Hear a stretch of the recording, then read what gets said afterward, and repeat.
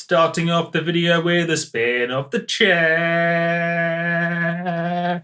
Oof, nailed it. It's Multiplier here, everybody, to show you some madness. Cool stuff. What's going on there? That's insane. Anyway, it is actually insane and innovative, and you'll be like, wowzers, trousers, once you've seen what I'm on about. Anyway, serious points and words and stuff. So I was listening to some Noisia the other day on their SoundCloud, just, listening, you know how that works. And then I heard them do a sound that I recognized because I was experimenting with that idea myself for a course, a distortion course. Distortion. More about that later. Anyway, in fact, let me show you some of the sounds and then I'd explain what this chaos is. In fact, let me give you a spoiler alert. So it's a sine wave, just a simple sine wave with a frequency shifter, a saturator, a frequency shifter, and then a saturator, which is, there's actually some interesting maths and some science behind why it sounds interesting and innovative, and why I bet you £1 million you haven't made the sound yourself before, because it's a non-standard sound in ways that are interesting. So let me show you some examples.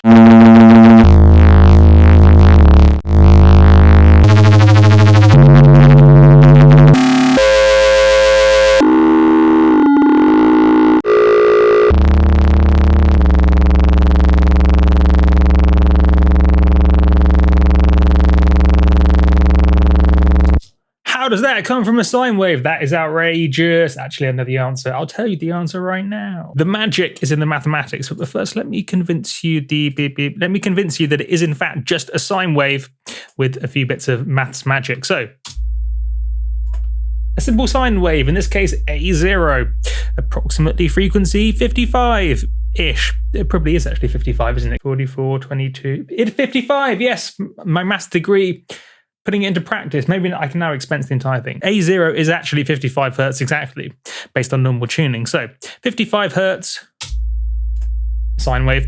Then I did a frequency shift. Now, there's some really cool bits of insight here. So, well, first of all, I should note that I have actually assigned the exact frequency shift values to these macros here. Shift 1 goes to that guy there. Shift 2 goes to that one there. So that's why it's all green and grayed out. Notice what happens if I go mad with it like that. See how there's a second bit appearing, sort of goes off the other direction. Wow, it's just because of the maths behind frequency shifting. Same the other way as well. So yes, that's worth noting. That's why you got to sort of build this up visually, I think. So that's turning one peak into two effectively. Now, if it's just a small amount, then there is kind of two peaks there, but they're so close together that it really looks like one peak going up and down. But that's an important point here, that this first frequency shift, for the most part anyway, depending on where this guy is, and depending on how much you frequency shift, splits one peak into two.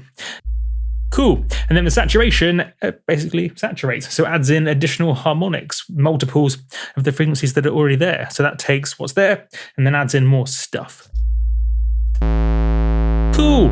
In this case, it's quite normal actually, but if I'd say did that, goes mad because of this frequency shift. Remember, the frequency shift creates two peaks from one. As you frequency shift the normal peak, there's this other one that goes boing off to the left like a madman. See, remember? So what are you doing? Peak on the left, you flying off like a lunatic.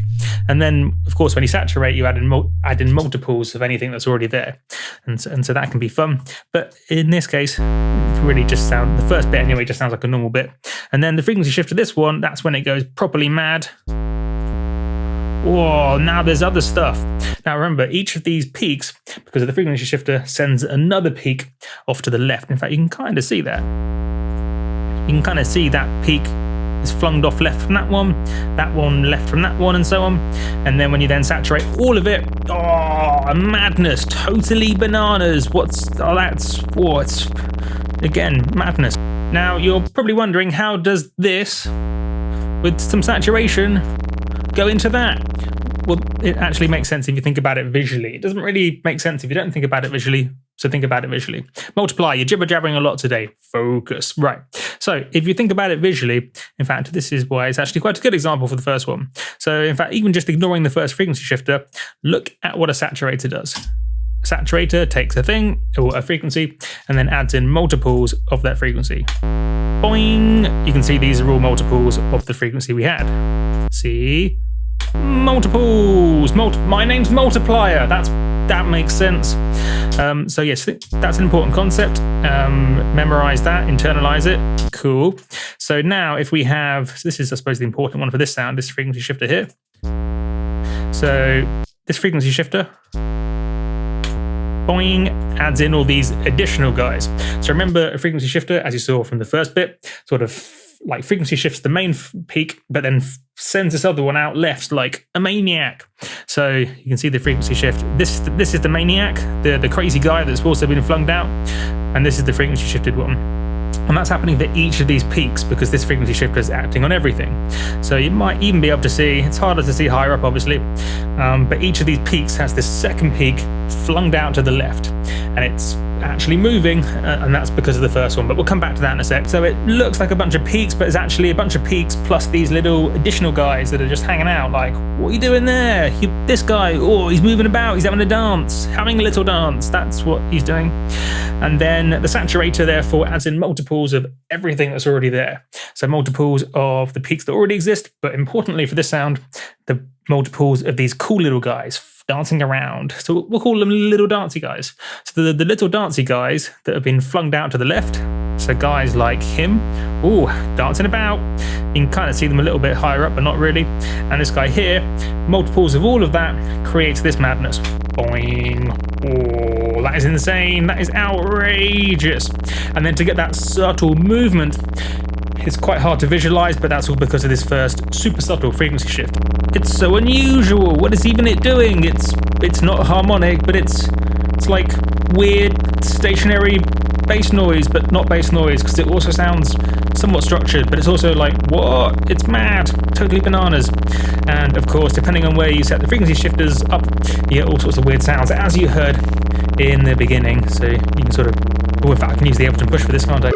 Ooh, I like that sound too. Let's just do a quick deconstructing it, piecing it back together. So sine wave, then frequency shifted. Ooh, and again, notice the two peaks. So the peak that got flung out left, and then the other one, or in this case, did it get flung out right? Yeah, well, I suppose one goes left and so also goes the other way, doesn't it? So if you're frequency shifting left, a peak will get flung out to the right and vice versa. But anyway, yes, that's why there's two peaks. There's also this weird aliasing or just kind of imperfection stuff happening further down, which again, when you then saturate, in this case, you hear some of that top end, which is cool. Imperfection becoming a part of the sound. I mean, you can see those aliasing guys dancing about. What are you doing? Oh, you're dancing about, but you're aliasing. You shouldn't even be doing that, but you're dancing about, and that's fun. Weird, the spectrum limits don't count as part of your undo history. That's unusual. Saturate it and it goes mad. Basically, each of these peaks then get saturated, but because they're not really, think about it visually to explain kind of why they, and then frequency shift, then sort of move it all up, and then saturate it, and then that basically takes this kind of peak and then kind of makes other peaks, which is, so I suppose this is actually a good concept as well. So saturate up. Oh, so you've got this weird, it's almost like one peak, but not, it's peaky. And you can almost, these are almost like harmonics of that, and it's weird and it's interesting.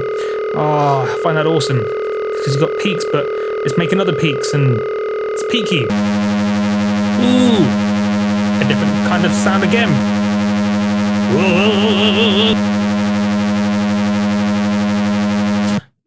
Which you could either then automate with these guys, or even just sample it. You could just bounce that out to audio and throw it into a sampler and then resample it. I mean, the possibilities are huge, they're endless, but I think it's interesting. I think it's interesting to start with a sine wave and build up a sound in this non-standard way, with all the imperfections you get from like the frequency shifter, for example.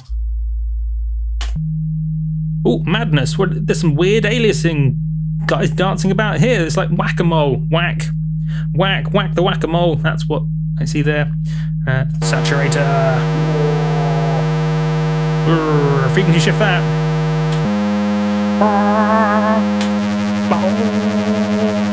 Really, I'm doing that again. That was fun. Sine wave. In fact, let's make it bigger. That's what she said.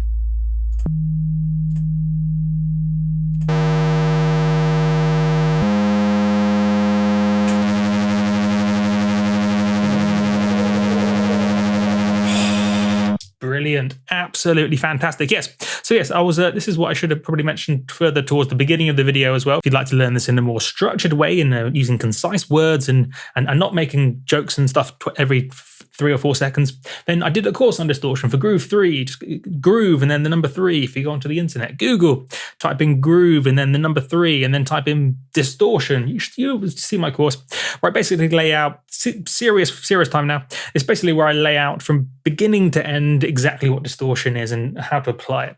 So I start at what is distortion, how does it work, why do we use it, and then apply it in a million situations.